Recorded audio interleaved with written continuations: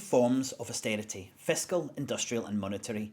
They reinforce each other to reduce consumption and power from most people in the UK while solidifying the wealth and power of the wealthiest. This is the austerity playbook, which is more than a century old. We must call out cuts to welfare, but we must also talk about the reduction of worker power and wages, the infrastructural malaise in the UK, and how welfare for the wealthy in the form of high interest rates, especially on government debt, is never questioned and seems untouchable. Thanks for joining me. In this video, I will explain why austerity is baked into the UK. Austerity seems to be the end destination regardless of which party is in power. This video is in part a call for commentators and politicians who consider themselves part of the anti-austerity alliance to take some time to properly understand the scope of austerity in the UK and then start to drive the narrative. I'm going to zoom out and expose the policy paradigm followed by all the UK's established parties. Now, when you consider this framework that gives birth to these policies, you can see that austerity is baked in to the UK policy framework. It becomes the default. It's an instruction manual that says, here is how you assemble austerity. Commentators and politicians explain austerity policies too narrowly. When they only talk about welfare cuts, they provide a get-out clause and cover for the government. There are so many more damaging sides to austerity than cutting welfare payments. Digging deeper into what I have called the austerity paradigm unveils the stickiness of austerity policies. How easily we forget the damage done by austerity policies. Over 300,000 excess deaths were related to UK government austerity policies between 2012 and 2019, with the poorest areas of the UK hardest hit, according to a study by the University of Glasgow. 10 million missing men disappeared in the early 1990s was how authors Stuckler and Basu summed up the effects of austerity in the former Soviet Union in their book The Body Economic: Why Austerity Kills. Now, austerity is a killer, but much of it is done out of sight of the mainstream political and economic narrative. Like much of the discussion on our economy, there is an averting window where the mainstream or the establishment directs the public discourse to focus on specific areas.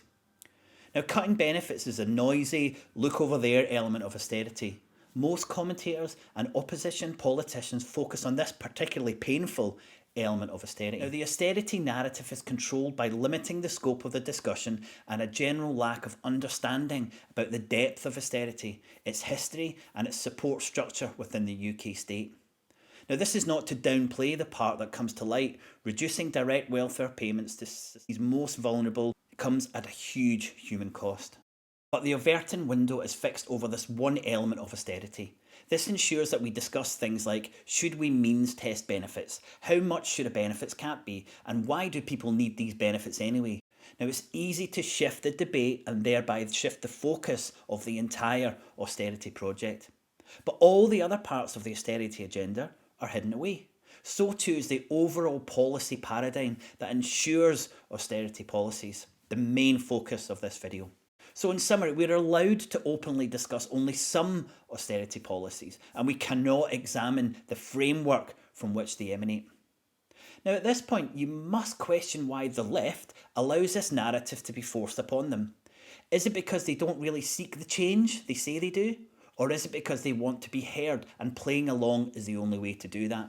Whatever the answer, commentators and politicians too easily slip into a predefined role in interviews. Party political messages are often shallow. Those ready to attack austerity find that the conditions and location of the battle are already settled.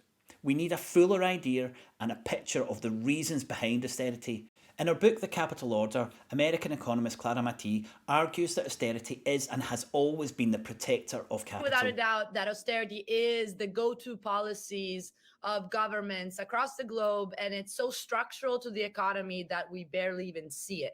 We have naturalized as something that we just accept as a given. Clara unveils the unspoken agenda of austerity. Austerity is the subjugation of the working class to the impersonal laws of the market, she writes. Authors Cooper and White, in the introduction to their book The Violence of Austerity, define austerity as a class project that disproportionately targets and affects working class households and communities, and in doing so protects concentrations of elite wealth and power. It's unarguable that austerity supports and protects the wealthy. It's expressly medicine for the poor. Now, I support the arguments made by Matee, Cooper and White, and I use this institutional lens to create a kind of helicopter view of the framework that promotes austerity in the UK. Now, Clara provides a perfect starter for this analysis by breaking austerity into those three areas. When I speak about austerity, what I mean is a trinity of policies. So fiscal, monetary, and industrial policies that collaborate in unison to shift resources from the majority of working class people towards the minority who make a living out of wealth in forms of interest or rent. Fiscal retraction reduces government spending on welfare, especially unemployment benefits and pensions, and targets health, education and social care for cutbacks. Industrial retraction reduces labour power and establishes or further supports private property rights. These remove assets and institutions from the commons or from democratic control. Monetary austerity maintains high interest rates. Now, these last two elements, industrial and monetary, are rarely mentioned parts of austerity. And together, all three of these areas have one purpose: to shrink the amount of money spent on a section of society while reducing that same section's consumption. The most vulnerable in our society are crushed from all sides.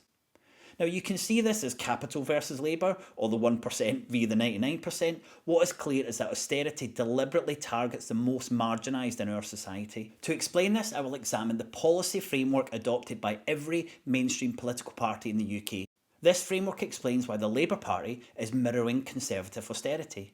Now, I created a schematic diagram of the austerity paradigm using the Hayden policy paradigm to explain the UK's addiction to austerity. Now, as a society, we have shared beliefs and values which are interpreted by those in power. These allow them to set goals for the system. They then create models and decide on a methodology that is likely to support the analysis of their policies. They then set specific performance indicators to check that everything is going to plan. All these four areas reinforce one another to create a paradigm for the creation of policy. So let's look at each column in detail.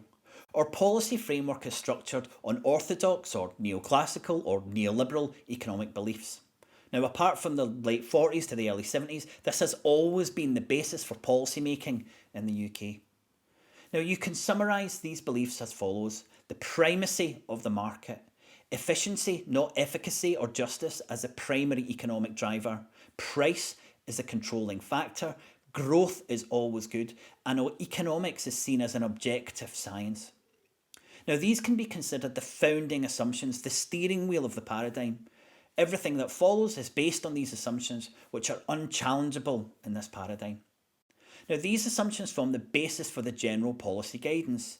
Here are 9 areas that shape individual policies and almost naturally lead to austerity. Low inflation as a primary target. Monetary, not fiscal policy is more useful and important. We need independent central banks. Full employment is not desirable. GDP equals well-being and should be maximised. We need a flexible labour market, and we need a weak social safety net. Inequality is good and should be encouraged. The government must create markets and then get out of the way.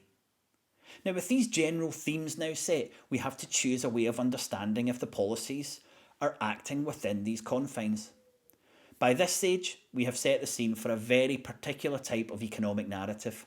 Only one type of economist can usefully support the paradigm at this stage. We need orthodox economists with a gift for mathematical models. This automatically ignores input from specialists from other disciplines.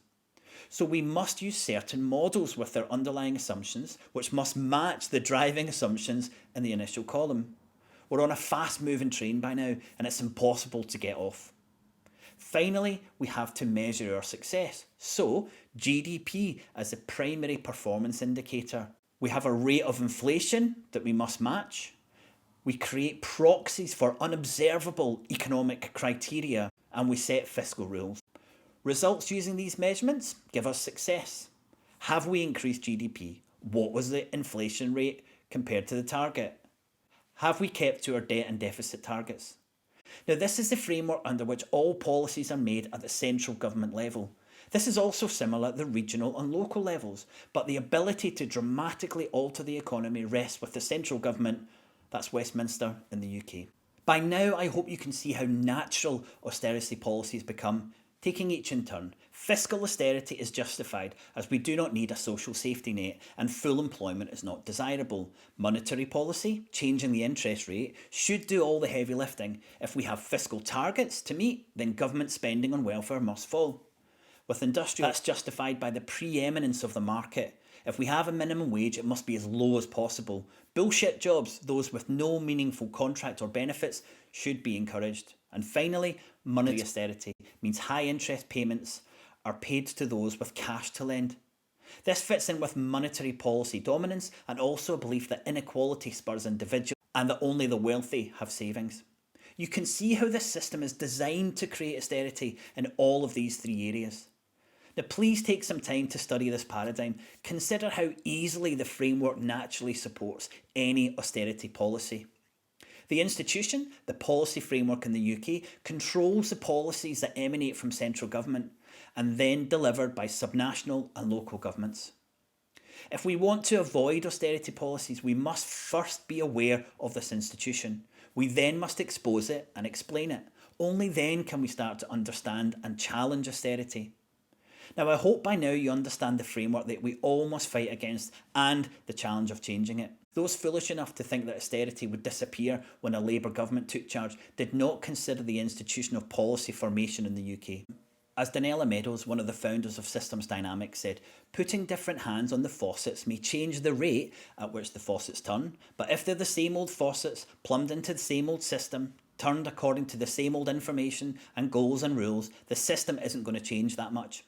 As we start to see Labour's austerity agenda being implemented across the UK, we can hopefully understand that changing those in charge of the same levers in the same old system will not end austerity policies. Progressive commentators and politicians would gain much more traction if they addressed the full scope of austerity. It goes way beyond cutting benefits. It is structural. It is how the system is designed. Point that out and your message will start to have much more impact. Austerity has been a tragedy for the UK.